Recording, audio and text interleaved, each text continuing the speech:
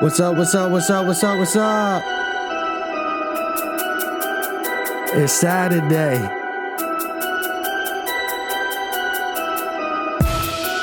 That means we back with some concepts. We got some topics for y'all today. Stay tuned.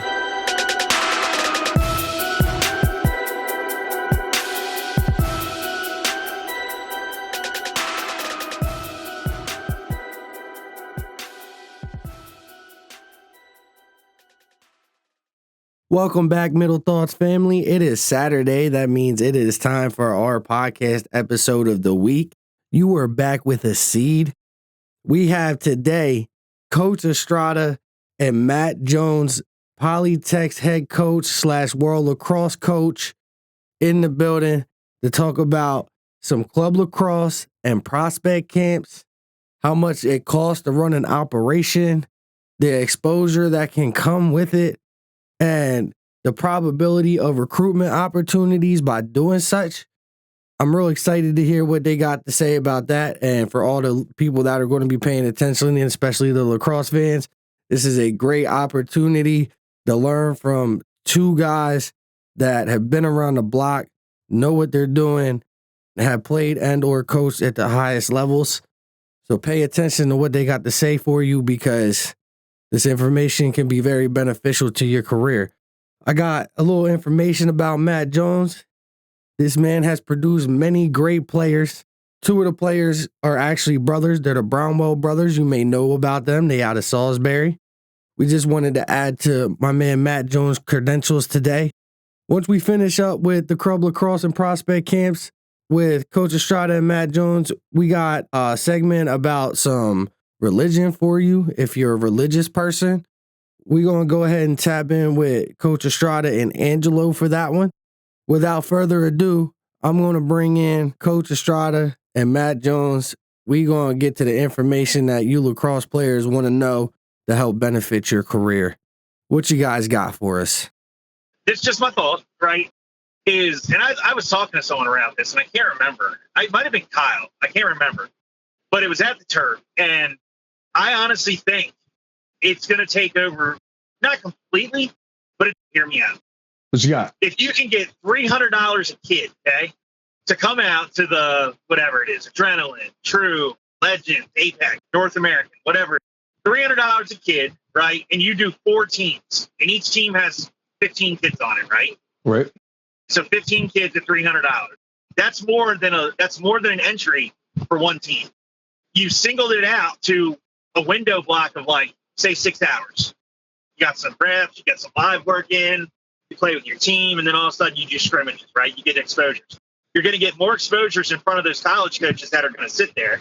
You're going to get more money out of it, and you're going to have less capital costs, meaning that you don't have to go book all these fields. You don't have to book this DE turf, all 12 fields for the day, right?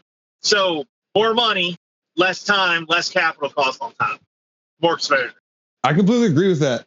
As you're saying that, I'm thinking about, like, what was my biggest recruiting opportunity I had? And it was right in Salisbury, Maryland, the all-world lacrosse camp. That was pretty much what you're saying, like a showcase. We stayed out there in the dorms. We got assigned teams. We played for a couple coaches. And then all those college coaches just hung out and watched us play all weekend. And Scott Marr was one of them who followed me around for an entire week. Yep.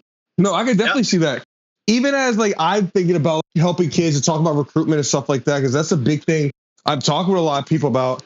And as I talk to them about tournaments and stuff, I go, man, you got to make sure you're playing a high-profile tournament, or you got to make sure that your teams is going to these high-profile things, or it's not worth it. I've had a couple kids go, hey, I'm thinking about playing for this club team. So I go, okay, what is the purpose of this club team? Are you going to tournaments? Are you just trying to get some play time? Then yeah, then go ahead, sign up, whatever. But if you're trying to get recruited, then we have to look at who's on your team, who are your coaches, and where are you guys going? Because there's way too many. What club team were they trying to get on? Chaos. Really? Yeah. At that time, that was before Washington College's coach took over that program. Yep. So at that point, Chaos was kind of like, they're kind of finicky. They're trying to put some teams together. And then, like, I was looking to them, I was like, play, go ahead. We're talking about recruitment. You better make sure that you're putting yourself in the right position, because even with, like, tournaments, if your team's not doing well, those coaches aren't coming to your game, no matter how good you are. Yep. But at a showcase, everybody's there no matter what. It's any dog's day at a showcase. Well, and that's just my take, right? Think about this. $300 a showcase per kid.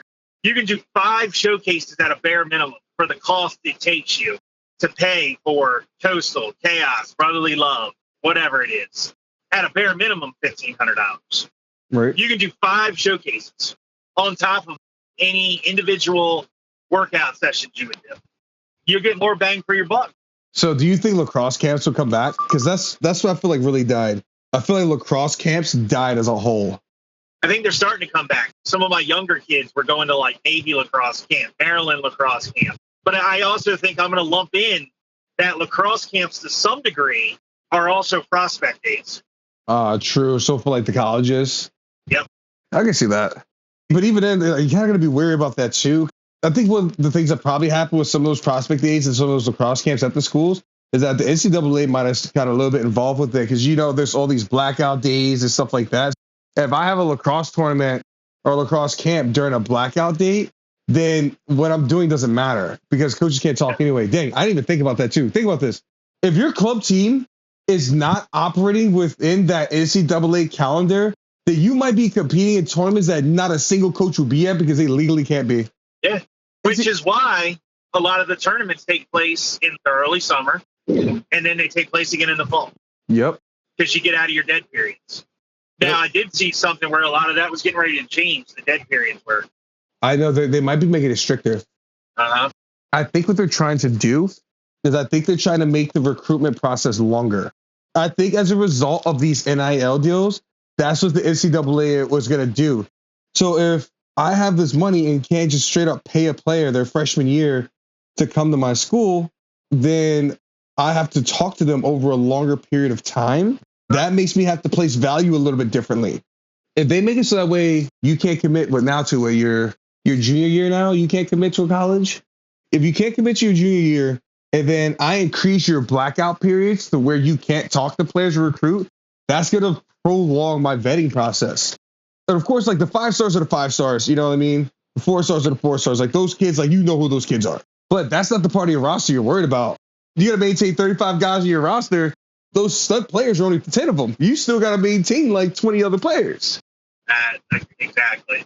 You know this, the gimmick, and I'm not at all mad at the game, but the gimmick is there, right? You know this. Like, it's one of the reasons we don't charge a lot for Raw because we're catering to a different demographic of lacrosse kids, if that makes sense.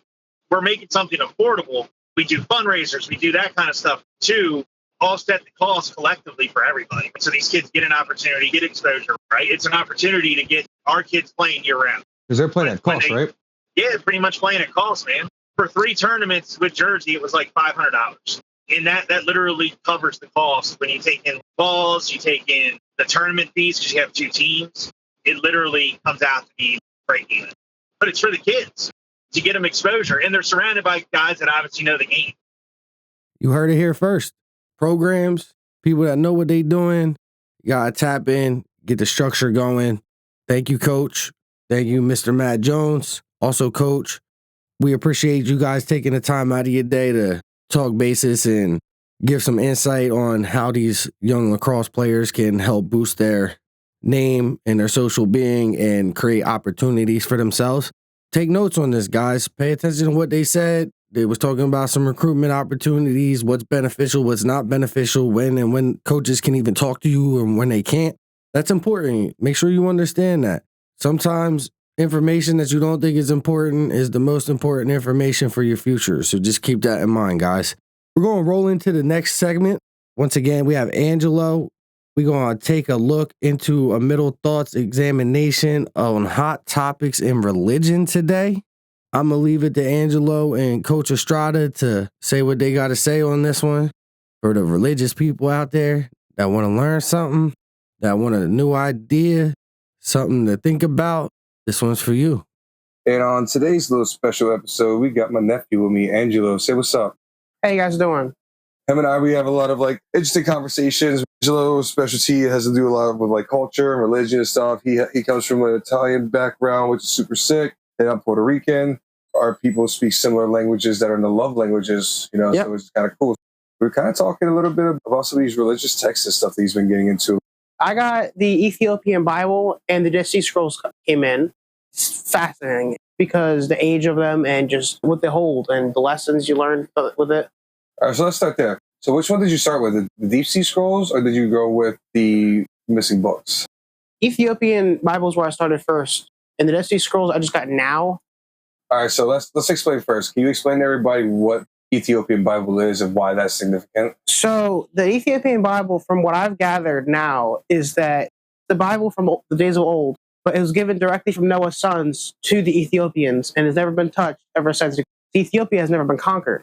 It was occupied but never conquered. So they kept their text. Exactly. Unlike all the other nations that have with the largest continent of the planet of Africa, Ethiopia is the only one that was never conquered. It was occupied by Italy, Yep. but was never conquered. No. Just like most of the other area. But that being said, their religious text is what's supposed to be called the most true or closest Most thing complete. to the original Bible. But that, what are these Dead Sea Scrolls? So the Dead Sea Scrolls, it was, 1947 or 50, I want to say. But basically, it's a bunch of ancient Hebrew text. It contains the Book of Enoch and all that's inside of the Ethiopian Bible. It's said to be one of the most closest scriptures that Jesus would have read and taught to the apostles. It's very fascinating, but a lot of it is very fragmented. From the book I have, it's a copper scroll, a bunch of ancient texts that are from the Ethiopian, and I think some more. I just started reading it a couple weeks ago. All right, But very fascinating. So which one have you started reading? Dead Sea Scrolls, or did you read the Ethiopian Bible first? Ethiopian Bible first. All right, so let's get to the Ethiopian Bible since that's the one you've read the most. What is one significant difference that you've noticed between the traditional Christian Bibles that you'll find like in your regular store versus the Ethiopian Bible? Like, what is something you notice that's different? What you'll find is in the traditional Bible is you can tell it's been edited. Our normal Bible has 66 books. Right. So the Ethiopian, from what I have, two versions. I have the 88 books, which is confirmed by the Ethiopian Church, and then there is 1,500 in the other version I have.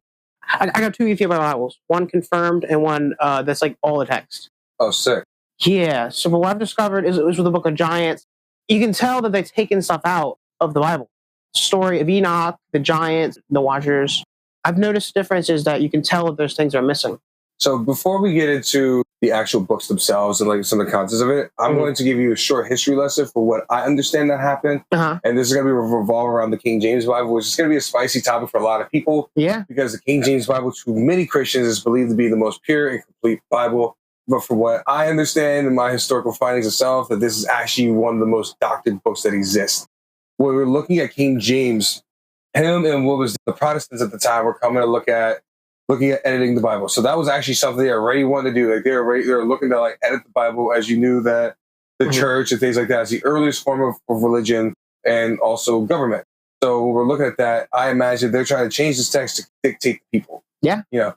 So of that, they're looking at doing all these different book changes. And before the Protestants even get to even talk to King James himself releases his own version and goes, this is what it is. Mm-hmm. He removes a lot of books, including, the Sea Scrolls, and even where a lot of people believe that the Book of Revelation is the very last book. It is not. And the thing is, he specifically removed that book, and I quote, is because it costs too much to print. So a lot of the parts of the reason why, from what I have gathered in my research, that book has been changed so much is because of one, financing, and two, how they want to dictate the story to the people. Exactly. And what I've seen too, he removed the word tyrant completely from the Bible. Completely. Tyrant was specifically removed. Like there's nothing, you won't find the word tyrant in the King James Version. It's just, he removed a lot. I think of John, I can't remember which one though, top of my head. There's an entire verse that's gone because one of his scribes was looking at a page and just forgot to put one of the verses. There's things that are removed because we're looking at the Masonic text and then translating it and they forgot it. A story about Jesus moved with compassion. Jesus was indignant. They put compassion because, we know Jesus is very compassionate. Mm-hmm. But the story is supposed to convey that Jesus was indignant because the townspeople took his message. I forget what it was, the guy with leprosy. And then he basically said, don't tell anyone I'm here. The guy told him everyone was there. And then Jesus was removed from the town. So Jesus being indignant because he's like, I'm trying to keep a low profile here. And you proceeded to, that's the lesson, is that if you tell someone not to do it and they do it anyway. So it's like a trust thing.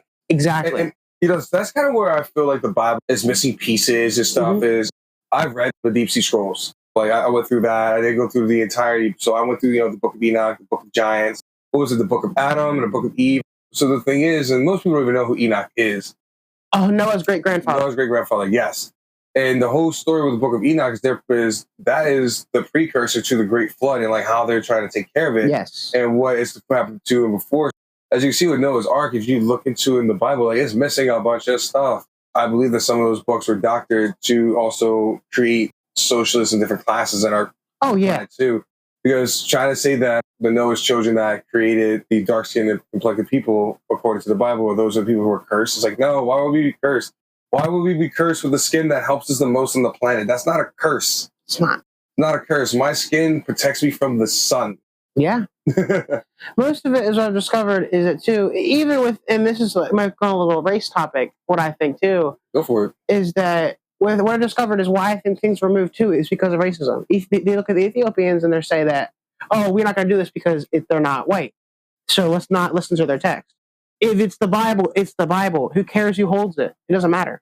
Yeah, but it gave them power, which is why they like Jesus white with long straight hair. Which, by the way, man, the Bible says his hair is curly and wool. And every time I see a picture of Jesus, I got some long straight hair. I'm trying to figure out, did he have a hairstylist that he was with at all times? Like, there was no way that if you say your hair was curly as wool, that my man, every time he had a photo or anything, I had a straight flat press going. No, because Jesus was nomadic. He didn't live anywhere. He was traveling with his apostles. So how are you going to have straight hair? And it was when he was prophesied, they said that he was going to be unremarkable, just like average Joe, not beautiful. They said that in text. Regular dudes, regular guy, nothing out of the ordinary. Yeah, nothing to look at, nothing to see. Like he's not just gonna be 6'5", Yeah, he's probably just a super regular Middle Eastern brown dude with long hair. Which like even then, my man lived outside in that time period. He had to be like my complexion or darker. Probably, most likely. You lived outside. The only way that you could live outside and survive in that much sunlight is if you have a darker complexion. Yeah. Because if not, we're talking about skin poison, sun poison. Like back then, they didn't have sunblock.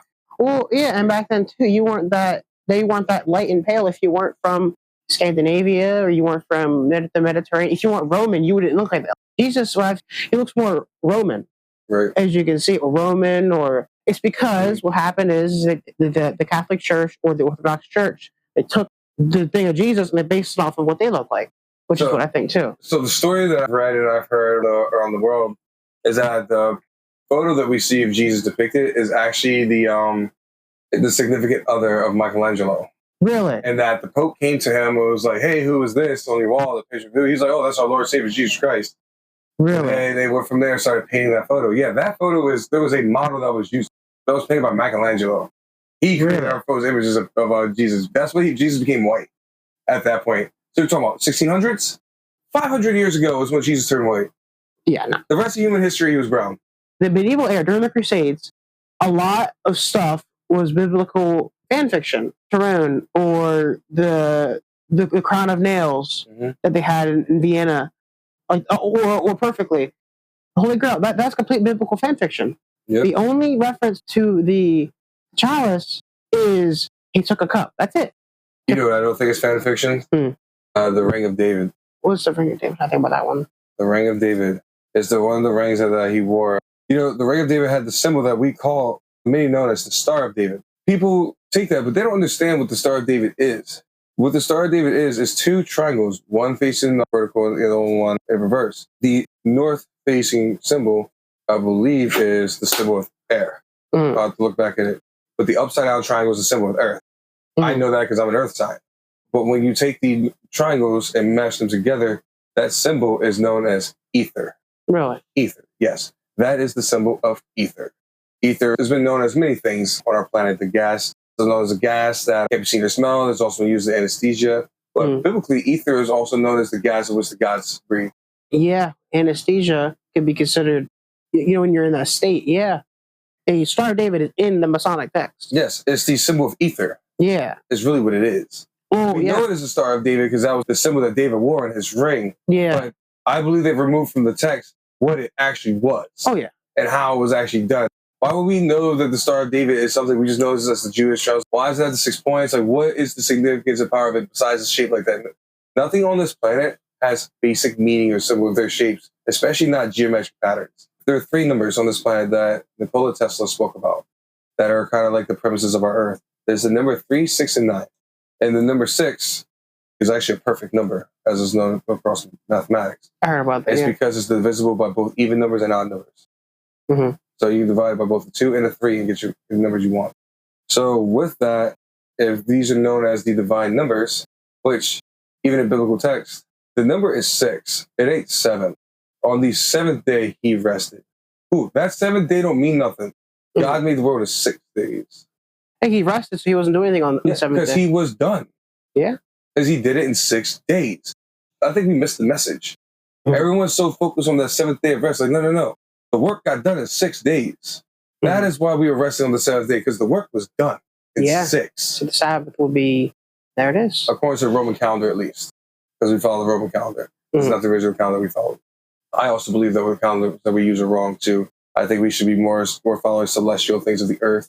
I think the Islamic calendar is actually the most accurate one that's being used by humans. Let's compare. You compare people that live off the land. So the Japanese, right? The Japanese live to at least 100 and something years. They live for a very long time. It is statistically probable that Japan has a really high living chance. And what they do is they have really great diets and they take care of their elders. Mm-hmm. And American society, it's like we're engineered to eat junk food, and this is, and not have that much stuff. Mythological cultures, they do believe in the earth, how it impacts. Astronomers and stuff like that, they base things off of the sun, the moon, the earth. That's how people should live. Yep, so that's why I feel like the earth, like we use is like we're kind of wrong. But I still feel like that 6th day is still like the importance. That number 6 is important. I completely agree. And you can't make something if you're sleeping. If he's resting in the day, he's not doing anything. So that could be a message to God. Be like, hey, make sure you take at least 1 day off for yourself. Yeah, it makes sense. You shouldn't work yourself 7 days a week. Mm-mm. You work yourself 6 days a week and then take rest on the 7th day. Yeah. So I think the Jews have a right with churches on Saturdays, because I feel like if you're still going to church on a Sunday, that's not a rest day. That's still a work day. Physically getting into your vehicle and you're going to church. And consider this too: is that Judaism is older than Christianity. It's older than Islam. I think Islam and Judaism might be around the same age. Christianity was founded, I want to say... That's the youngest one. Yeah, I think Christianity is like the biggest lie of all religions. I feel like it's just a combination of things.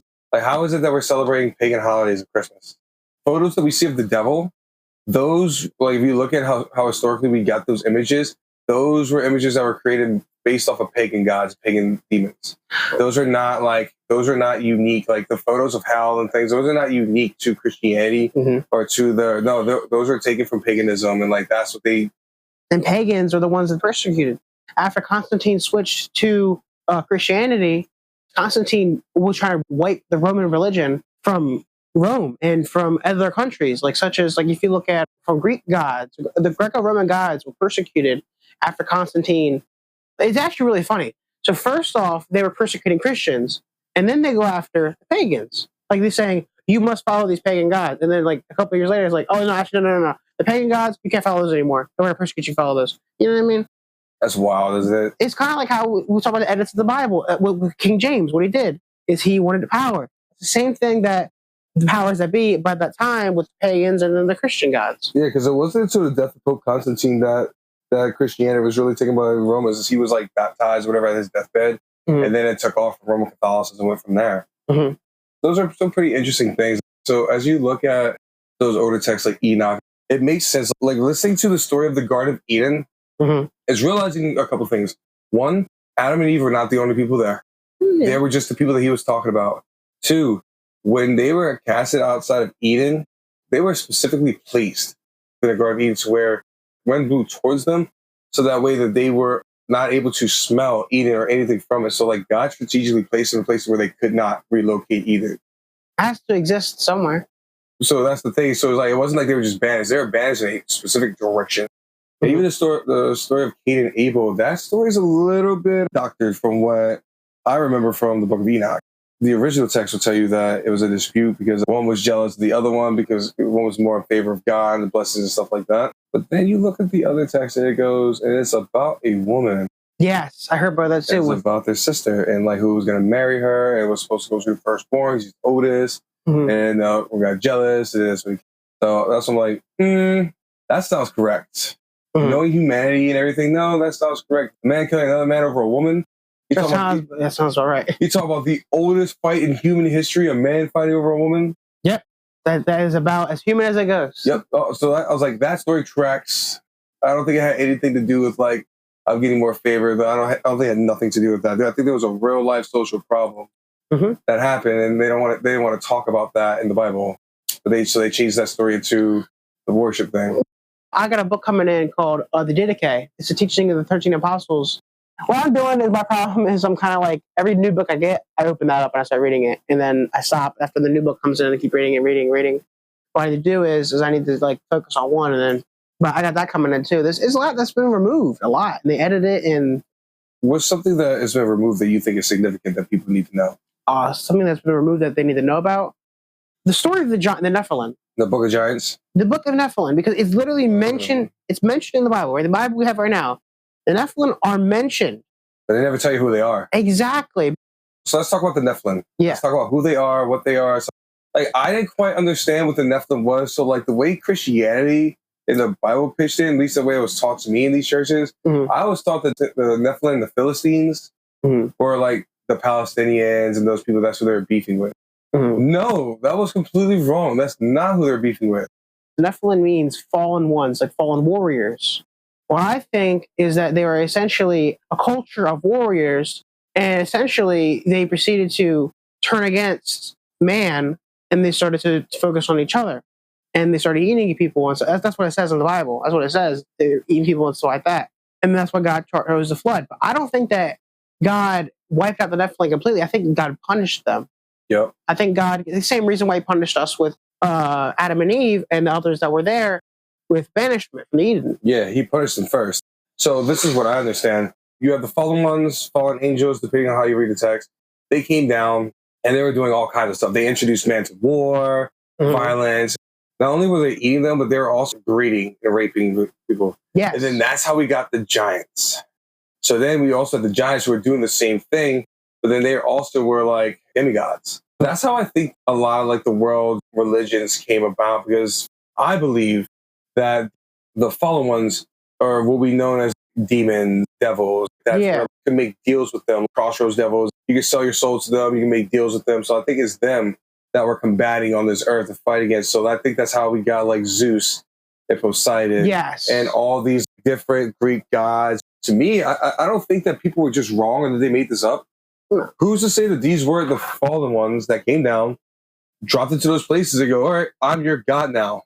That it adds up. And then they started having kids with them, and then what they make? Demigods. So when they come down and say, I'm your God, right? Worship is the most natural human trait to exist. Religion has existed as long as man has. It's very interesting. People say that, oh, there isn't a God, this is and that. It's as natural as you to worship a God as it is for you to breathe air. It's as natural as for you to eat and for you to anything. I don't care who you are. Everybody believes in something. Exactly. Even as I've talked to people, it's like, oh, I believe in science. Whatever it was. I'm a huge science person. I was like, I get it too. But it's like, I love science. And as I study science, there are things where the Bible and science make complete sense to me. There's some questions that still aren't there, but like there's other stuff where I was like, this tracks. I don't think we're supposed to know everything in the Bible because I think God cursed us with another thing, hubris. Yeah. I think we were cursed with the ability to destroy ourselves and the planet that we were gifted. Human beings are the most destructive things to ever exist on this earth, I think. We're chaotic beasts. So I went and saw the new Jurassic Park movie with my lady last night. It was fantastic. But there was a line that stuck out to me. They were talking about the dinosaurs in there, and people were sort of like, well, the guy was like, well, they can't survive that long. They're stupid, and that's why like us. And he was like, well, the scientists out there, he's like, well, they've survived for millions of years. It's like, we call them stupid, but they've survived all this time live. He was like, wow, humans have only existed for this span of time, and we already have the ingredients to completely destroy our entire civilization. It's like, we're already capable of destroying everything. So it's like, man, he's like, intelligence is really our biggest kryptonite as well. Exactly. And that's what I think God cursed us with, is the ability to understand. As much as we consider ourselves different from other animals, we are the only ones that I consider ourselves. We think about what happens when we die. I think we should be able to talk to the animals. Bro, you know what I think happened? Tower of Babel. I don't think the Tower of Babel was about all the, like, it was just created. I think that was about the humans losing connection with the animals. We're all connected. All animals and us are connected. I think we lost our ability to have language with them. We are animal ourselves, Homo sapiens. We are animals too, the same way that a gorilla is a gorilla. We are Homo sapien. We're all primates. Yep. So we can't communicate with our fellow, like, you know what I'm saying? But a wolf and a fox can have a bond. But all these different animals, they can figure things out. We bond with animals too, and they love us as well. Yes. But why can't we communicate with them anymore? But they can communicate with each other. Exactly. Interesting. Very interesting. I think that happened with the Tower of Babel. Like, that's what I think the real story is. That's there. Yeah. There's a lot of things that the real story is taken from us. That God knows why the story is taken. I think man took it. You know, man did take it. I think God dictates way less than what we. I'm not saying what we give him credit for, because like I'm not saying that he's not all powerful, can't do it all. I'm not saying that.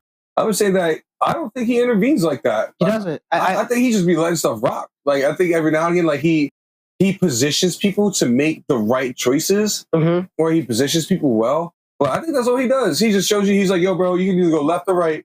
If you go right, you go, all right. If you go left, he goes, cool. I set that up for you. If not, he goes, well, guess you're going down the dark path again, bro. That I agree, and that's why he gives us the choice of heaven, because he loves us. He wants us to go to heaven, but he loves us so much that he gives us the choice to be devoted, or the choice to not. So you know what I think it is? I feel like it's crazy to say that good people don't go to heaven. Like, there are different parts of religious sects and stuff where they're like, it doesn't matter how good of a person you are, you will still go to hell. I'm like, man, I don't believe that. Your heart is what measures your choice to heaven. If you yourself follow a good heart, then you go to heaven. That's it. I think there's that, and there's one other thing. I think that you either have to turn your soul dark, or you make a deal. You sell your soul. The most divine thing about us that we are is our soul. Like, we are flesh and blood. Our soul is what carries on. It's the one thing that's divine thing about us is that it's eternal. That's why I have on my finger Mark 7:18-19. It's what goeth the man's mouth, not defieth the man, but what comes out of the man's mouth defieth the man. It's what you are as a person, what you say, what you do. That's what defies you. Not people that have no idea about religion, like people in the North Central Island, people that are not exposed to it. They're not going to hell. They are the closest link to our ancestors, how they lived in primitive society. I agree. They're living how we're supposed to. Hubris cursed us. I don't know, man. I don't think hubris really curses like that. I think people are just doing way too much, and we're like overanalyzing things. As I look at different lessons in the Bible, and I look at life, so I go, all right, cool. So God goes, hey, you shouldn't eat these foods right here. So he goes, we shouldn't eat fish without scales. So that's what he kind of like discourages us from doing that. So I go, okay, what are scaleless fish that we're looking at? Sharks, crustaceans, things like that. So for a lot of us, those things carry iodine, mercury, things like that. So like things that are not inevitably good for the body. I'm allergic to shellfish, straight up mercury. Yeah. Mercury poison will kill you. So if they're like, hey, man, don't do that. Or it's like, hey, don't be gluttonous. Okay, cool. What's gluttonous to me? Gluttonous means being greedy, but it's not only just money, it's just a food. So it goes for gluttonous for food, gluttony, that's overeating. Well, yeah. Well, if I'm overindulging in food all the time, what do I got? I got diabetes. I have high blood pressure. Like, I'm directly making my health bad. I look at the Bible and stuff in those lessons as he's giving you the recipe to guide your life. And that's why I firmly believe whenever anyone says that, oh, the Bible is this, the Bible is that, the Bible is a how to live. It essentially gives us the recipe to live in a perfect society. I think it's your survival's guide. It's like, hey, man, if you want to live on this planet, this is how you make it. Exactly. If you look at the 10 Commandments, bro, the 10 Commandments ain't asking for a whole lot. Hey, man, don't take stuff that don't belong to you. Yeah. Don't kill people for no reason. Like, that's wrong. Like, don't sleep with somebody else's partner. When I started this journey, it was the pork taboo. That's what got me started on it, is because I'm Catholic. It's my family. Yeah. I believe in God. I believe in denominations. There's nothing to. Right. I believe it because it's man-made. I'm like, I don't want to eat pork if I'm supposed to because of the cloven hoof and stuff like that. But God doesn't say, don't eat pork or you're going to hell. He says you shouldn't eat that. Because pork, look how pigs live. And the thing is, it's not how they live. Honestly, because the thing is, you can look at how many other animals and how they live. Yeah. It's really like how your body responds to it. Pork is full of sodium. Yeah. If you look at the things that are outlawed, so so much American food is outlawed around the world. Yeah. One of the things that is heavily outlawed across the planet is American pork. They're like, do not eat this. This is not good for you. And that's what I think the Bible is. He's like, hey, man, you should eat that. He's like, there's other animals you can eat. And he's like, all right, you don't have health problems, man. Okay. You eat a little bit of pork, it's fine, but it's like you should know that God said don't eat it because It's bad for you. And I think too is I think that with our foods, but like in the modern day, we play God with food. You know what I mean? You know what? It's funny. I have an interesting thought about that. People believe that we play God a lot, but I don't think that it is. Everything that has been created on this earth started on the planet. Mm-hmm. We didn't come in with stuff. It just like started like, hey man, brought this to this planet. This is not from here. Something. It's like, no, we took stuff off the earth and made it into things from the earth. Saying that we've been playing God with food and things like that in other space in life is kind of, to me, cliche. Because when you technically think about it, we've been playing God for a long time. True. We've been playing God since the Sumerians. Yes. The Sumerians is the first human stabilization, which the Sumer comes from the root words of agriculture, right? Mm-hmm. We are starting agricultures, and I'm starting a farm. Am I not playing God? Because I'm dictating where food is growing. Yeah. I'm dictating where it's growing, how it's growing, and everything like that. So what's the difference between what they're doing out there and me being a farmer? You know how we have a farmers like that, industrializing as a society, like us coming together. I think it's great how we evolve as a species. Difference between the gorilla or the chimpanzee is that we create industry. We create farms. We create jobs for the farms. We create who buys it when, what price it is. I personally we create society, societal structures. That started from us going from nomads to the Sumerians. Yes. I've read the Sumerians. You read the tablets? You read the Emerald tablets? I've not read any of that yet. This evil eye thing I got here is mentioned in Sumerian. This is probably as old as Sumerian. Sumerian text, they speak about the Anunnaki. Anunnaki, what's that? Anunnaki. The Anunnaki is, according to the Sumerian text, is the root of all religion that exists on this planet. What's it called again? The Anunnaki from planet Nibiru. I've talked about this in other episodes of my podcast, so you guys have to check back at some of that stuff. Because in my last episode, I talked about the Cephosphere. So we're trying to go there, getting back to those spaces. The Anunnaki are believed to be the group of people who came to this earth to inhabit things. We have the Anunnaki were the fallen angels that came down. So there was Anki and Leo. So you have Amun-Ra. That comes from the Anunnaki. So Ra, as in the Egyptian sun god, right? Yeah, it was also... Ra's also in the Bible, too. People don't talk about that, because how does God introduce himself the first time? He's a god of that... What is it? Gods of the heavens and the earth? That's Amun-Ra. You know why it's Amun-Ra? Because what do you say at the end of every prayer? Amen. You give it praise to Amun-Ra. That's who you praise. Dang. I never thought of it like that. Another thing I've discovered is that when the conquistadors went to the Aztec tribe inside that and tried to convert them to Catholicism, what they did is that they incorporated their local Aztec religion into Christianity. They did, but it's also because of how they set up their civilization. So I know a little bit about that. We didn't get hit by the conquistadors. Mm-hmm. Christopher Columbus hit my island. We'll get there, a whole nother story. So you're talking about Fernando Cortez and the conquistadors. Yes. Fernando Cortez, they came over there. They're the same people that went through the Philippines, which is why like Mexicans and Filipinos really look similar, because they were conquered by the same group of people. That is, they actually set up their civilization to where they had three groups of people. You had the conquistadors at the top, then you had the Mayans, stuff like that, and then you had the mulattoes.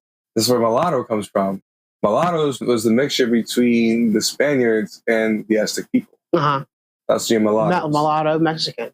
But so it's referred to as a mulatto. They're usually like a fair-skinned person in the middle. Yeah, it's that. Yeah, I started to go into that because I got a friend of mine who's Mexican, and we both enjoy the topic. We love history. And I got into learning about the Aztec. The Aztec itself is a combination of multiple tribes of the Spanish conquistadors grouped and lumped together. It was because it was the Mayans, it was the Incas. Yes, the Incas were in Peru.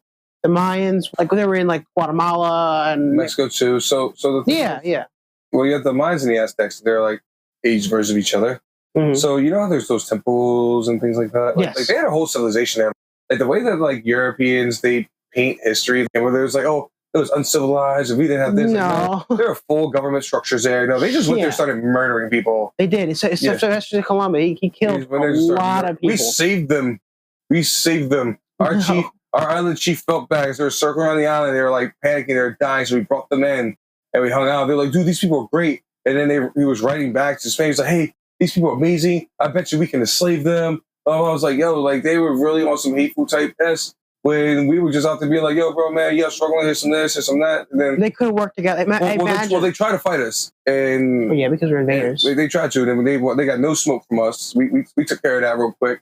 And then they came back with more ships, and that's when they started killing us with their claws and stuff like that. Because remember, they're fighting the bubonic plague and everything over there. So they purposely gave us like blankets from sick people to like kill our people. Like they used biological warfare to kill our people. Same thing they did with the natives in America because they could not win the hand-to-hand combat, even with their guns. It didn't work well. Their weapons wasn't how they won. It was bio warfare. Yeah, and essentially, I studied this too about this what the conquistadors did with the Aztec document, like with their books and stuff like that. Mm-hmm. They just burned down everything. They tried to wipe them off the planet. The thing is, too, they say they were animals, this and that. They forget that, like, they came there and it was a whole civilization happening. They lived perfectly fine. They were just fine. They were unbothered. Which is why you have so many brown people around the world. Remember, the Moors conquered most of the world for 500 years. Mm-hmm. So they already traveled to North America, to all the islands, and they had been trading, go through parties there. So those islands of people seeing groups of people coming in, they're so welcome. They're like, yo, bro, we've met people before, not a big deal coming this way. No, those were the first group of people coming to conquer and colonize. Has everybody been out there trading like that? It was just the Europeans that felt the need to have to like do things where the Moors, they just traded. They got what they needed, and they just went back. It's all right, later, guys. I could just imagine what would have happened if we didn't slaughter the empire that was in America. What would have happened if we just combined? If we just combined as a culture, disease would have been obviously a big problem. But like, we would have been so prosperous if we just didn't kill people. So truthfully speaking, if we were talking about like colonization and didn't happen, imperialism didn't happen the way that it did, because that's really what we're looking at is like imperialism and colonizations, but happened to our Earth, we would be in a much better place. Our civilizations would be doing much better. I mean, it would be much safer for me to travel the world. Some of the reasons and stuff is kind of troublesome for me to travel, even in our own country, because I'm brown and like I have to be mindful that people in Black people have been demonized for the entire time that they've been over here. If I have to make sure that I keep things like that in mind as I move, because that's how colleges work. Versus if we were all global citizens and people like took care of each other instead, then I would be in the situation to where I could travel to many different nations and countries and not have to worry about people oppressing me, wanted to like hurt me because of the color of my skin. Well, I looked at this too, is that, we got rid of slavery, right? Maybe. Well, yeah, that's what I'm saying. That's what I'm going at. Another way to enslave someone without any kind of repercussions is economic slavery. That's what we're doing right now in our country. Exactly. That's why you have the hood, the ghetto exists, is because how else are they going to live? That was redlining. Redlining did that because they wanted to create generational poverty, but they also wanted to create areas where like they could have crime. There's a way that a lot of laws are written. If you jail, you pretty much are a servant of whatever. They created easy ways of Black and brown people in jail, so that way that they could work for free. They're like, oh, you're going to go to prison, but you're actually going to go work on this farm for 20 years. Jim Crow was a thing, man. It's like, I think we had slavery, we had Reconstruction, then we had Jim Crow, affirmative action. There's a whole lot of things. It essentially was after slavery was written, they essentially sat down and said, okay, how can we make this? That's one of the reasons why the Bible was doctored so much. It's exactly why. That is 100% exactly why. That's why I believe the Ethiopian Bible was withheld, because the Ethiopians held it. Yeah, it's because the thing is, the way that they wrote the Bible and the same reason why, like, they changed the Bible. They actually made a Negro Bible too, by the way, for slaves. And they doctored that Bible to make it so that way that included text that just included talking about being like good to your master. That's God's will. But yeah, that's why they demonized Black people. They made us like not humans and like we're items, because if they made us a human, then what they were doing was a murder. They were creating sin. So like they had to find a way for them to feel right with God, which is crazy how even like, let's say 50 years ago, because we ain't got to go that far. 50 years ago in the South, a man will go to church on a Sunday, and then that afternoon will hang a Black guy for being on the wrong side of the street. It's like, what do you mean you're praising and worshiping God? Like, I'm a Christian man, and then you kill a Black person. That's what I'm saying. Is it too? The Bible was written during the Iron Age, right? If this happened during the Iron Age, you'd be like, oh yeah, this is how it was. But if it's happening like as of recent 50 years ago, that's not okay. No. Like you'd expect people during that age of the Bronze Age, the Iron Age, to be more not savage, but like. But they were, they had the Colosseum and everything. Like they were out there. They were out there doing all the things. But the fact is that racism just didn't exist. It did exist. It was really classism in the caste system. Exactly. It's always the different classes that consider that, and that's another thing. with that perspective, I agree. It's that exists. People act like racism doesn't exist. Oh, it exists. All right, it does. Well, it exists, and I have to explain to people quite frequently about how racist this country is sometimes, and how much oppression that I deal with on a regular basis, which some people just like choose not to believe me. I'm like, yeah, man. It's like, yeah. It's like, do I deal with this all the time? Like, do you deal with this all the time? Like, yeah, I deal with oppression quite often. It's just that it didn't just go away overnight. No, it's sure ain't gonna keep going away overnight either. Yeah, like that, and that's kind of the thing. So it's like it's gonna take some time because it's a taught learned behavior. Like hate is taught. Hate is 100% taught. It is not natural. Like when I was a kid, right, back in school, I see a black kid, I play with him. Hate is the most taught thing. Racism is the most taught thing to ever exist. It really is. This, like when you're a kid, the way to examine what our most natural instincts is look at the sort of some of these children. Look at how they react to different things, and you'll see it is natural for us to just hang out. It doesn't matter what color we are. They're not like, they don't flinch when they see a black. They just walk. Yeah, they just see, hey. People are taught to hate, and people are taught to discriminate. People are taught to do a lot of things. People are taught to be unkind. Exactly. And it goes down to when you're taught that, your survival instincts are taught to, oh, I must avoid this person, or this might happen. What happens in our survival mind is how to react to situations like that. That's exactly what I think happens. Like, not every black guy is going to attack you. That's not how it works. Yep. 90% of them are worried that you're going to bother us. Exactly. I spend more time worrying if somebody else is going to bother me than me even thinking about it. Well, that's why the hostility is because they're in constant fear. Both sides are. And it's like, why? Why? Just don't. And that's the thing, too. The things that unite humanity is the Bible, food, and culture. We all dance, we all eat, we all read the Bible. I'll be honest with you. We can do two things in any space I'm in, and it'll work. If I start playing music and I start cooking, who's going to be upset? No one. Nobody. Everyone loves music. I don't care who you are. Everyone loves sound. People either like to dance or they like to watch other people dance. Everyone likes food. Everyone likes beverages. That's why, like in the Bible, you notice the most that they do is they eat, drink, and be merry. They party. They party the most in the Bible. Being filled with Mary is like being drunk. So pretty much when God talks about alcohol in the Bible, by the way, he's talking about being careful so where you don't become an alcoholic. Exactly. He's talking about alcoholism. He's not talking about like drinking. Like, no, drinking is just fine. They drink the whole time. Like I once got into an argument with Christian, which don't argue with me about certain things, especially with science. So I'm arguing with a Christian one day, and I'm like, yo, I was like, bro, they drink all the, because they're trying to tell me that I shouldn't drink. I'm like, why? And they're like, oh, it's just saying the Bible. I was like, well, they drink in the Bible all the time. Jesus was making wine at every stop. I'm saying he literally said this is what the wine is. Why would he give him wine if you can't drink it? But also, wine was the most commonly consumed thing. Wine and beer at that time in human history was the most consumed thing on our planet because of water wasn't safe enough, and the fermentation process was actually with clean water. But the thing is, too, is we're saying as God is the most intelligent human being, entity that's ever existed, right? Mm-hmm. So if God is the most all-powerful, all-knowing things, if it was non-alcoholic wine, why wouldn't he just call it juice? Because non-alcoholic wine is just grape juice, man. That's all it is. It's just grape juice. And essentially, how they say, well, drugs are evil, right? Mm-hmm. I don't agree with that. I don't agree that marijuana is considered evil. Nope. We've been doing that for thousands of years. But tobacco isn't? That's what I'm saying. Tobacco's even worse. Tobacco's terrible. Like, tobacco literally kills the land that's around. Like, you should see what it does to the earth after it's done. Like cannabis is such a legal thing, so clean. Like, you have natural receptors in your brain for THC. There are no actual addicted properties to it. People become addicted to it. They're also become addicted to food and sodas and things like that. It's the same thing as we get addicted to anything else. We get addicted to our phones. We get addicted to a lot of things, but it's just like, it's demonization, just like any other thing. Yeah, and control. And control, exactly. Whoever does it, whoever's in their culture, they don't want it.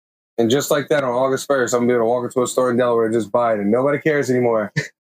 A cop would lock somebody up for having marijuana and then go light a cigarette afterwards and go, man, we got that criminal with his drugs over there dragging your tobacco and nicotine. Like, yeah, my face. And those same people, I'll be honest with you, the people that I've come across the most in my life that have issues with cannabis and like they're super against it, typically really like alcohol. And then those people are also usually not the nicest people I've met. Just remember, guys, knowledge is important. When they start to try to suppress information, there's typically a reason why they don't want you to know that information. Information is the key to knowledge. The more you understand, the less you can be manipulated.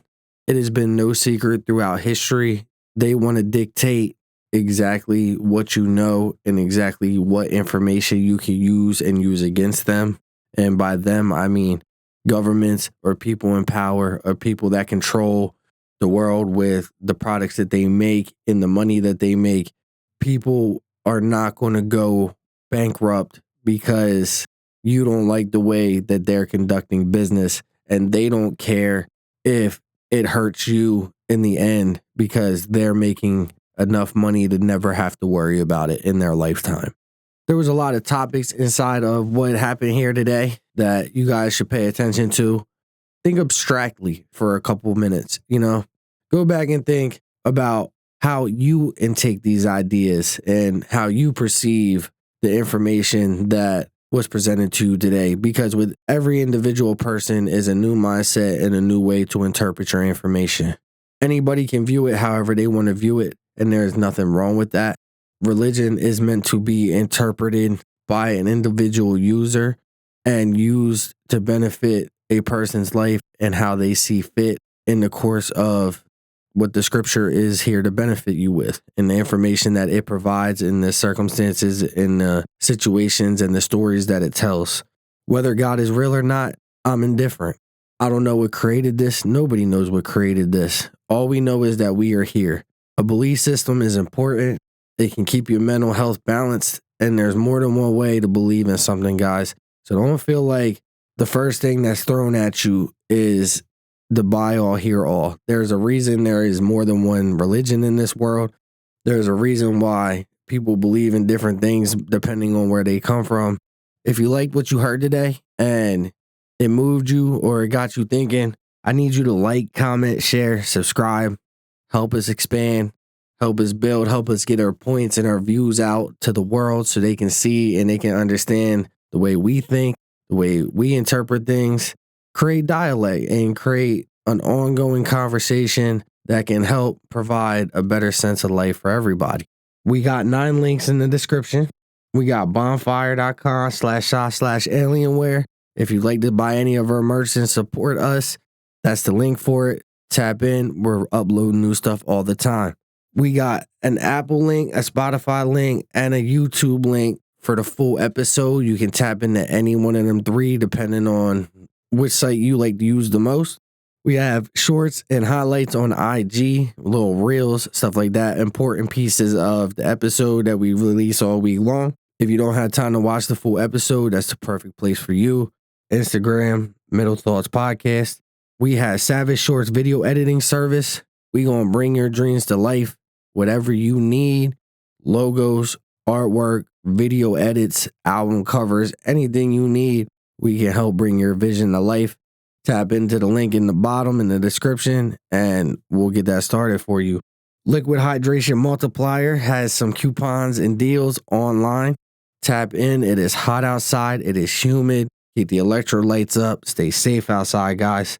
If you need something to do when you get home from work from being in that heat, we got Hulu 30 days free. Sign up. Sign the terms and conditions. They got a whole month for you for free. They got all kinds of stuff on there that you can sample and get a feel for what their service provides. Sam's Club has 50% off their membership. Once again, you just got to click the link below. Get whatever you need. Buy in bulk. They got all kinds of stuff. We get into that back to school time. They got some clothes. They got some school supplies. You can buy them in bulk. Save a couple dollars. 50% off that membership. Tap in with that. That is all we have for you this Saturday. We appreciate everybody tuning in. We appreciate everybody that made it here to the end. And without further ado, I want to say thank you to our guests that stepped in today and helped make this podcast what it was. So thank you. Thank you, Coach Estrada, for once again bringing some unforeseen thoughts into the podcast world. And this is your host, The Seed, signing off until next Saturday. Everybody be safe.